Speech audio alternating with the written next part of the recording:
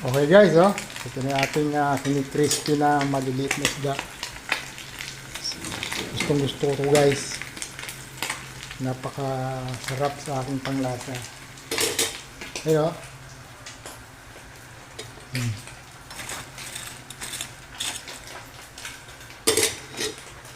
Full of calcium. Tapos ito yung ating sinigang na uuram. Kapit-kapit na tayong mag-amusalan. Lapit na alas 10 pero magluluto pa ng Mickey yung aking kasawa. Kanyang Mickey Mouse. Yan. Malutong. Wala lang maitatapon dito. Pagkakangilaya ito.